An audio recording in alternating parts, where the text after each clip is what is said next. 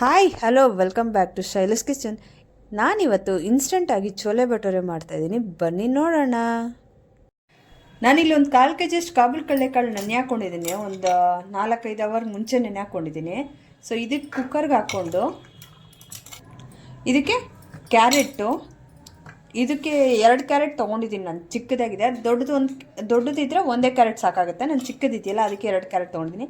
ಮತ್ತು ಒಂದು ಈರುಳ್ಳಿ, ದೊಡ್ಡ ಸೈಜ್ದೆ ಮೀಡಿಯಮ್ ಸೈಜ್ ಇರೋದು ಒಂದು ಈರುಳ್ಳಿ ಹಾಕ್ಕೊಳ್ತಾ ಇದ್ದೀನಿ. ರುಚಿಗೆ ತಕ್ಕಷ್ಟು ಉಪ್ಪು, ಅಂದರೆ ಇದಕ್ಕೆ ನಾನು ಇಲ್ಲಿ ಒಂದು ಸ್ವಲ್ಪ ಹಾಕ್ಕೊಂಡಿದ್ದೀನಿ, ಜಾಸ್ತಿ ಹಾಕ್ಕೊಂಡಿಲ್ಲ. ಮತ್ತು ಇನ್ನೊಂದು ಸ್ವಲ್ಪ ಗ್ರೇವಿ ಮಾಡ್ಕೊಳ್ಬೇಕಾದ್ರೆ ಅದಕ್ಕೊಂದು ಸ್ವಲ್ಪ ಉಪ್ಪು ಹಾಕ್ಕೊಳ್ತೀನಿ.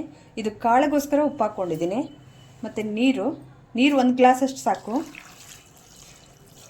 ಇದು ಜಾಸ್ತಿ ತೆಳು ಮಾಡ್ಕೊಳಕ್ಕೆ ಹೋಗಬಾರ್ದು. ಈ ಕುಕ್ಕರಲ್ಲಿ 3 ವಿಷಲ್ ಕೂಗಿಸ್ಕೋಬೇಕು. ಭಟೂರೆ ಮಾಡೋಕ್ಕೆ ನಾನಿಲ್ಲಿ ಗೋಧಿ ಹಿಟ್ಟು ತೊಗೊಂಡಿದ್ದೀನಿ. ಗೋಧಿ ಹಿಟ್ಟಿಗೆ ಚಿರೋಟಿ ರವೆ ಒಂದು 2 ಟೇಬಲ್ ಸ್ಪೂನ್ ಅಷ್ಟು ಹಾಕ್ತಾಯಿದ್ದೀನಿ. ಚಿರೋಟಿ ರವೆ ಹಾಕೋದ್ರಿಂದ ಸಾಫ್ಟ್ನೆಸ್ ಬರುತ್ತೆ, ಅದಕ್ಕೋಸ್ಕರ. ರುಚಿಗೆ ತಕ್ಕಷ್ಟು ಉಪ್ಪು. ಮತ್ತು ಇದು ಏನಂದರೆ ಹಾಲು, ಒಂದು ಅರ್ಧ ಲೋಟ ಅಷ್ಟು ಹಾಲು ತೊಗೊಂಡಿದ್ದೀನಿ. ಆ ಭಟೂರೆ ಸಾಫ್ಟ್ನೆಸ್ ಆಗಿರುತ್ತಲ್ಲ, ಸೊ ಅದರಿಂದ ಹಾಲು ತೊಗೊಂಡು ಹಾಲಲ್ಲಿ ಮಿಕ್ಸ್ ಮಾಡಿಕೊಂಡು, ಇದಕ್ಕೆ ಈಗ ಹಾಲಲ್ಲೆಲ್ಲ ಫುಲ್ಲಾಗಿ ಮಿಕ್ಸ್ ಮಾಡಿಕೊಂಡು ನೀರು ಹಾಕ್ಕೊಂಡು ಕಲಿಸ್ಕೋಬೇಕು. ಇದಕ್ಕೀಗ 1-2 ಟೇಬಲ್ ಸ್ಪೂನ್ ಅಷ್ಟು ಎಣ್ಣೆ ಹಾಕ್ಕೊಳ್ತೀನಿ.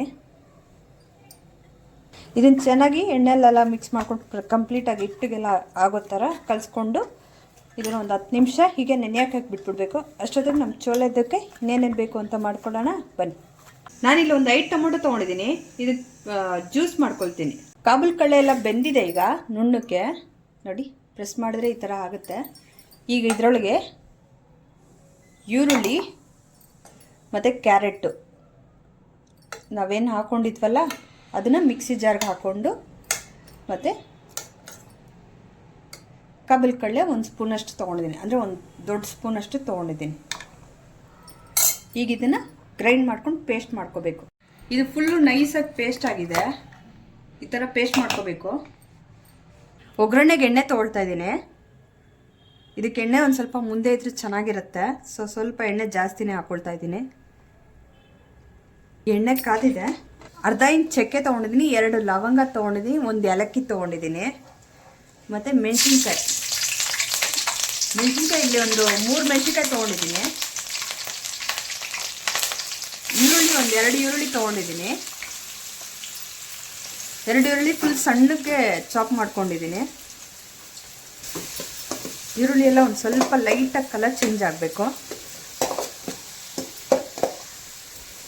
ಸೊ ಈರುಳ್ಳಿ ಬೇಗ ಬೇಯಬೇಕು ಅಂದರೆ ನಮ್ಮ ಕಿಚ್ಚೇನೆ ಯೂಸ್ ಮಾಡ್ತೀವಿ, ಅಲ್ಲಿ ಉಪ್ಪು ಹಾಕ್ಬಿಡ್ತೀವಿ, ಅದು ಬೇಗ ಬೇಯಿಸ್ಕೊಳ್ಳುತ್ತೆ, ಅದಕ್ಕೋಸ್ಕರ ಉಪ್ಪು ಹಾಕ್ಕೊಂಬಿಡೋದು.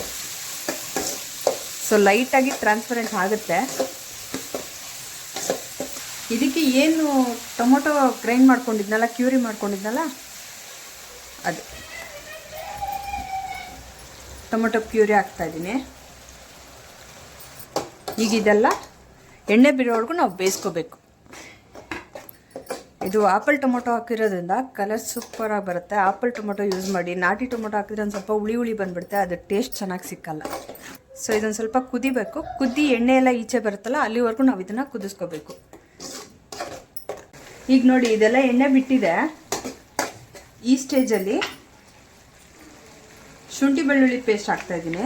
ಒಂದು 2 ಟೇಬಲ್ ಸ್ಪೂನಷ್ಟು ಶುಂಠಿ ಬೆಳ್ಳುಳ್ಳಿ ಪೇಸ್ಟ್ ಹಾಕ್ತೀನಿ. ಶುಂಠಿ ಬೆಳ್ಳುಳ್ಳಿ ಪೇಸ್ಟ್ ಮುಂಚೆ ಹಾಕೋಕ್ಕಿಂತ ಈಗ ಹಾಕಿದ್ರೆ ಅದು ಶುಂಠಿ ಬೆಳ್ಳುಳ್ಳಿ ಫ್ಲೇವರ್ ತುಂಬ ಚೆನ್ನಾಗಿ ಬಿಡುತ್ತೆ, ಅದಕ್ಕೋಸ್ಕರ ಇವಾಗ ಹಾಕ್ಕೋಬೇಕು. ಎಣ್ಣೆಲಿ ಹಾಕಿದ್ರೆ ಒಂಥರ ರೋಸ್ಟ್ ಆದಂಗೆ ಆಗ್ಬಿಡುತ್ತೆ, ಅದು ಟೇಸ್ಟ್ ಸಿಕ್ಕಲ್ಲ. ಸೊ ಈ ಈರುಳ್ಳಿ ಟೊಮೊಟೊ ಸ್ವಲ್ಪ ಬೆಂದಿರುತ್ತಲ್ಲ, ಆ ಟೈಮಲ್ಲಿ ಹಾಕಿದ್ರೆ ಇದು ಟೇಸ್ಟ್ ಸೂಪರಾಗಿ ಬರುತ್ತೆ. ಒಂಥರ ಅದು ನಾವು ತಿಂತಾ ಇದ್ದಾಗ ಅದ್ರ ಫ್ಲೇವರ ಸಖತ್ತಾಗಿರುತ್ತೆ. ಈಗ ಇದೆಲ್ಲ ಸ್ವಲ್ಪ ಬೆಂದ್ಕೊಂಡು ಗಟ್ಟಿಯಾಗಿದೆ. ಈ ಸ್ಟೇಜ್ಗೆ ಈಗ ಇದಕ್ಕೆ ಕಾಬೂಲ್ ಕಡಲೆ ಹಾಕ್ತಾಯಿದ್ದೀನಿ. ಅದ್ರೊಳಗೆ ಏನು ಬೇಯಿಸ್ಕೊಂಡಿದ್ನಲ್ಲ, ಬೇಯಿಸಿದ ನೀರು ಸಮೇತ ಹಾಗೆ ಹಾಕ್ಕೊಳ್ತಾ ಇದ್ದೀನಿ.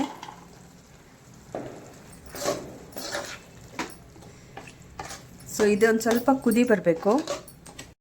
ಈಗ ಇದೆಲ್ಲ ಕುದೀತಾ ಇದೆ.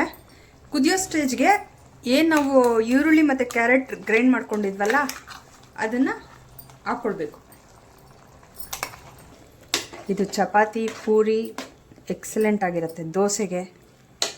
ಈಗ ಇದಕ್ಕೆ ಎವರೆಸ್ಟ್ ಅವ್ರದ್ದು ಚೋಲೆ ಮಸಾಲ ಹಾಕ್ತಾಯಿದ್ದೀನಿ, 1 ಟೇಬಲ್ ಸ್ಪೂನಷ್ಟು ಅಚ್ಕಾರದ ಪುಡಿ ಹಾಕ್ತಾಯಿದ್ದೀನಿ, ಒಂದು ಅರ್ಧ ಟೇಬಲ್ ಸ್ಪೂನಷ್ಟು ಧನಿಯಾ ಪುಡಿ, ಒಂದು ಅರ್ಧ ಟೇಬಲಷ್ಟು ಗರಂ ಮಸಾಲ. ಇದೊಂದು ಸ್ವಲ್ಪ ಕುದಿ ಬರಲಿ. ಕರ್ಬೇವಿನ ಸೊಪ್ಪು ನಾನು ಇವಾಗ ಹಾಕ್ತಾಯಿದ್ದೀನಿ, ಇದ್ರ ಫ್ಲೇವರ್ ಬಿಡುತ್ತೆ, ಚೆನ್ನಾಗಿರುತ್ತೆ.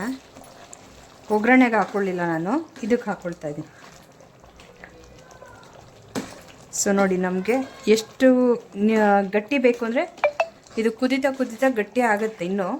ಸೊ ನಮ್ಗೆ ಗಟ್ಟಿ ಬೇಡಪ್ಪ, ನಮ್ಗೆ ನೀರನ್ನು ಬೇಕು, ಅನ್ನಕ್ಕೂ ಬೆರೆಸ್ಕೊಳ್ತೀವಿ ಅಂದರೆ ಇದನ್ನು ಇನ್ನೊಂದು ಸ್ವಲ್ಪ ನೀರು ಹಾಕ್ಕೊಂಡು ಕಂಟೆಸ್ಟೆಂಟ್ ಮಾಡ್ಕೋಬೇಕು. ನಾನು ಇದು ಚೋಲೆ ಬಟ್ಹೋರೆ ಮಾಡ್ತಾಯಿದ್ದೀನಿ, ಸ್ವಲ್ಪ ಗಟ್ಟಿ ಬೇಕು. ಸೊ ನಾನು ಇನ್ನೊಂದು ಸ್ವಲ್ಪ ಗಟ್ಟಿ ಮಾಡ್ಕೊಳ್ತಾ ಇದ್ದೀನಿ. ಸೊ ನಾವು ಕಾಬೂಲ್ ಕಡಲೆ ರುಬ್ಬಿರೋದ್ರಿಂದ ಅದು ಗಟ್ಟಿ ಬರುತ್ತೆ ನೋಡಿ. ಈಗ ಸ್ಟವ್ ಆಫ್ ಮಾಡಿಬಿಟ್ಟು ಕೊತ್ತಂಬರಿ ಸೊಪ್ಪು ಹಾಕ್ಕೊಳ್ತಾ ಇದ್ದೀನಿ. ಈ ಕೊತ್ತಂಬರಿ ಸೊಪ್ಪು ಹಾಕಿದ್ಮೇಲೆ ಜಸ್ಟ್ ಹಾಗೆ ತಟ್ಟೆ ಮುಚ್ಚಿಬಿಡಿ, ಆ ಕೊತ್ತಂಬರಿ ಫ್ಲೇವರ್ದೆಲ್ಲ ಬಿಡುತ್ತೆ, ಆವಾಗ ತಿನ್ನೋ ಟೇಸ್ಟ್ ಚೆನ್ನಾಗಿರುತ್ತೆ. ಸೊ ಇದನ್ನು ಹೀಗೆ ಕ್ಲೋಸ್ ಮಾಡ್ತೀನಿ ನಾನು. ಸೊ ಹೀಗೆ ಇದೊಂದು 2 ನಿಮಿಷ ಹೀಗೆ ಬಿಟ್ಬಿಡಿ, ಆ ಫ್ಲೇವರ್ ಎಲ್ಲ ತುಂಬ ಚೆನ್ನಾಗಿ ಬಿಡುತ್ತೆ. ಈಗ ಚಪಾತಿ ಹಿಟ್ಟೆಲ್ಲ ಸಾಫ್ಟಾಗಿದೆ ನೋಡಿ. ಈಗ ಚಿಕ್ಕ ಚಿಕ್ಕದಾಗಿ ಉಂಡೆ ಮಾಡ್ಕೋಬೇಕು. ಈಗ ಉಂಡೆ ಇಟ್ಕೊಂಡು ಈಗ ಪೂರಿ ಹಾಕ್ತಾಯಿದ್ದೀನಿ, ನಿಧಾನಕ್ಕೆ ಹಾಕಿ. ಸೊ ನೋಡಿ, ಅದೇ ಆಟೋಮೆಟಿಕ್ಕಾಗಿ ಉಬ್ಕೊಂಡ್ಬರುತ್ತೆ. ಲೈಟಾಗಿ ಹಿಂಗೆ ಮಾಡಿದ್ರೆ ಸಾಕು. ಸೊ ಈ ಕಡೆ ಆಯಿತು, ಈ ಕಡೆ ಬೆಂದಿರುತ್ತೆ, ಈ ಕಡೆ ಒಂಚೂರು ಬೇಯಿಸ್ಕೋಬೇಕು.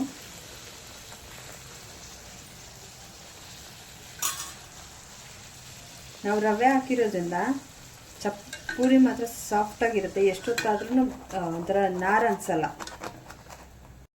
ನಾನು ಮಾಡಿರೋ ಚೋಲೆ ಬಟರ್ ನಿಮಗೆಲ್ಲ ಇಷ್ಟ ಆಗಿದ್ರೆ ಲೈಕ್ ಮಾಡಿ, ಶೇರ್ ಮಾಡಿ, ಸಬ್ಸ್ಕ್ರೈಬ್ ಮಾಡಿಬಿಟ್ಟು ಕಾಮೆಂಟ್ ಮಾಡಿ ಹೇಗೆ ಬಂದಿದೆ ಅಂತ ಹೇಳಿ, ಆಯಿತಾ? Thank you for watching.